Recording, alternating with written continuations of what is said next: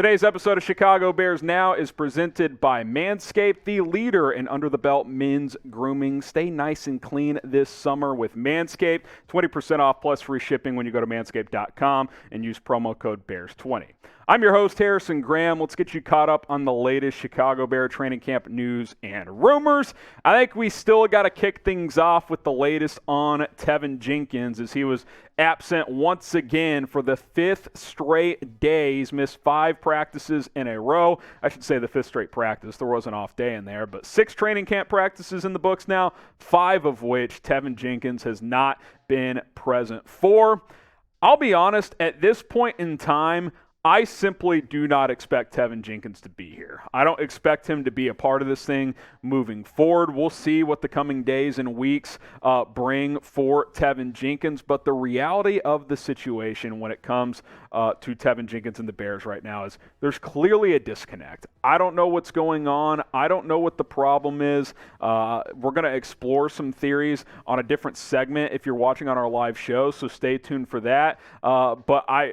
Based on what we're seeing right now, I just do not expect him to be a part of this thing moving forward with this new regime. Now, Teven Jenkins was asked on Twitter by somebody, hey, what's going on, bro? Yada, yada, yada. And he replied with, I'm good. Don't believe everything you read. Well, actions speak louder than words. I mean, at this point in time, we can only go off what we know. He's missed 5 straight practices. Matt Eberflus continues to call it he's working with the trainers. No one knows what that means. There's other reports suggesting that there's a disconnect between the two parties. And Rappaport says they're taking trade calls on him. It's not good right now for Teven Jenkins in Chicago. So we'll ask you this, the pinned comment on today's show. Will Teven Jenkins get traded? Simple yes or no question. Type Y for yes. Type in for no. Will Teven Jenkins get traded by the Chicago Bears? Get your votes in down below. Let's talk more about the offensive line now, actual on-the-field happenings as Jenkins remains away from the team. The Bears continue to mix and match up front, which, we kind of expect, especially with Lucas Patrick now out for about 6 weeks with that hand injury. They're certainly going to work some different guys in there, but they're shuffling at all positions, it seems. Stay tuned here. Brad Biggs tweeted this earlier. New twist up front as the Bears continue to mix and match on the offensive line. Braxton Jones at left tackle, Riley Reiff at right tackle with the ones to open team drills. Larry Borom also rotated in at right tackle. Adam Jahns tweeted. He also added that Sam Mustipher was at center, Michael Schofield at right guard, Riley Reiff and Borom rotating at right tackle.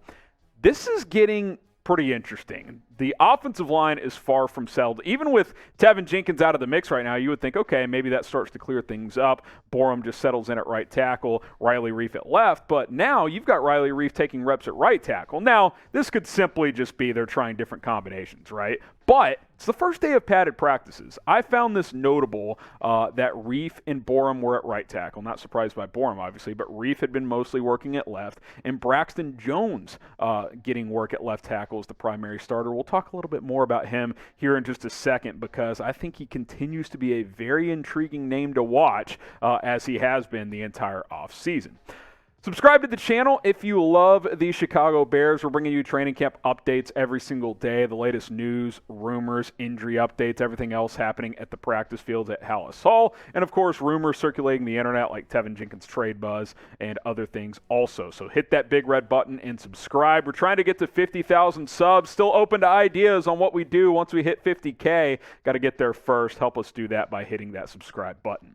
So you look at this offensive line depth chart, obviously very much in flux. Like I said today, Reiff was working at right tackle. Braxton Jones was in there at left. Patrick's obviously injured, so there's a lot of moving parts. I think ideally this could be your day one starting offensive line, but I think this Braxton Jones thing is starting to get interesting. I think what the O-line looks like comes down to 2 players. Braxton Jones, Larry Borom, because I don't think both of these players will start.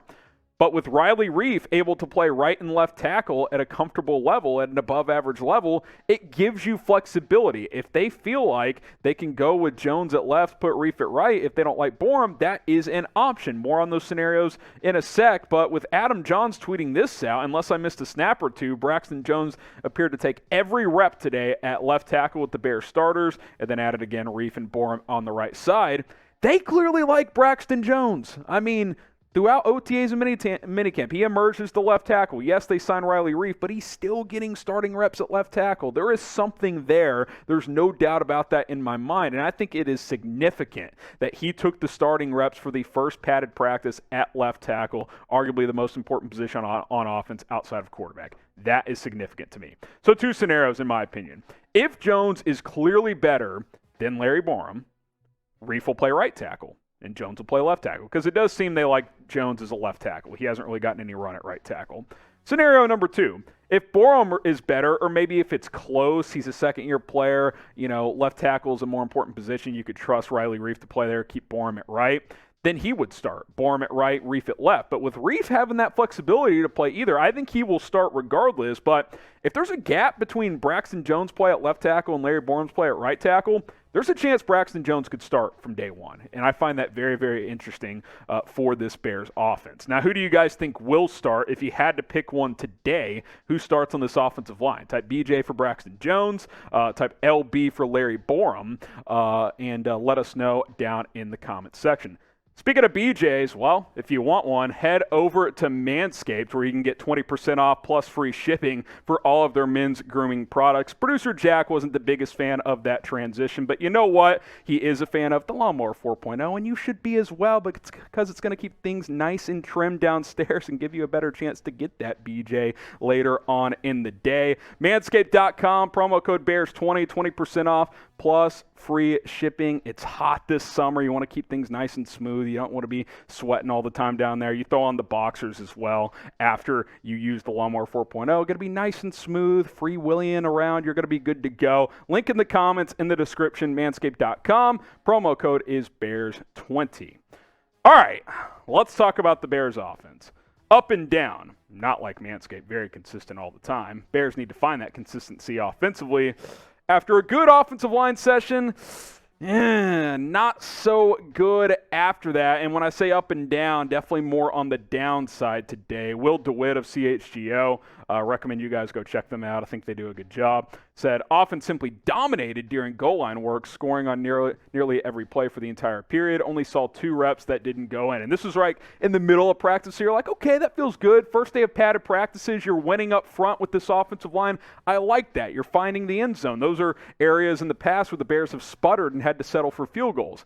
After this, though, the offense was a mess, according to all reports. I mean, every single reporter with boots on the grounds there just fell apart, and we'll kind of outline that for you. Adam Jahns of The Athletic tweeting this out. They went to 7-on-7s after that goal line sequence. Not a good showing during 7-on-7s in the red zone and goal to goal. And then they did a 2-minute drill situation where the Bears are down 6 points with a minute and a half to go or something like that. That was the scenario. They got 2 sequences to try and score in that situation. Not only did they not score, 2 3-and-outs. Starting at your own 20, 2 3-and-outs. Only completed 1 pass in the 2 drive opportunities did Justin Fields. Not ideal, right? The offense has got to make strides. And I do think it has made strides overall. Like, I think you're in a better spot now than you were in OTAs and minicamp, but pretty sour finish to practice, it sounds like. The last half hour or so, a lot of incompletions, a lot of balls not heading to the right spot for Fields, some pressure getting in his face as well. You want to make improvements there. Quicker decision-making, better decision-making, and then just making throws and catches, too. Sometimes it wasn't the decision. There's a clip that emerged on Twitter that in a 7-on-7 drill, N'Keal Harry bursted wide open in the end zone. Fields just overthrew him, just missed him. Now he came back to him and hit him in stride, and usually Fields is good about that. He'll bounce back. But you don't want to always have to be bouncing back. You want to just string together good plays and good practices consistently. Offense not quite there yet, I don't think. There's still some hurdles. On the flip side, I do think this defense could be really damn good. How do you feel about the offense right now? Type W if you're worried. Type E if you're encouraged. The answer could be both. You could be encouraged while still having some concerns. And, that's probably about where I am. But I think after today, the first padded practice, probably a little more on the worry side. I'm hoping a bounce back day tomorrow in that second padded practice. But let me know what you guys think. W for worried or E for encouraged. Like I said, Fields typically bounces back. He's got a short memory, which is what you want in a quarterback. but you got to find some consistency. You really, really do. We're still early on in this process. It's still a first-year offense. It's almost a first year in a lot of the sense for Justin Fields. But it's kind of like last year, right? We saw flashes of greatness. We saw really good things. The drive to, in that same exact scenario, actually, down 26-20, drove down against Pittsburgh, a top 10 defense, and took the lead. Bears lost that game on a game-winning field goal, but the point being is we've seen Fields do it. We've also seen inconsistency, and that's kind of been the story early on here in camp. The flashes are there. The ability is there. There's been good practices. Today, not so much. Can we see more consistency? That is what we are shooting for at this point in time. All right, the real ones know what to do. You've made it to the end of the video. If you're a real one here at Bears Now, basically you love the Bears, but more importantly, you hate the Packers. Type FGB if you made it to the end of the video here because, hey, fuck Green Bay.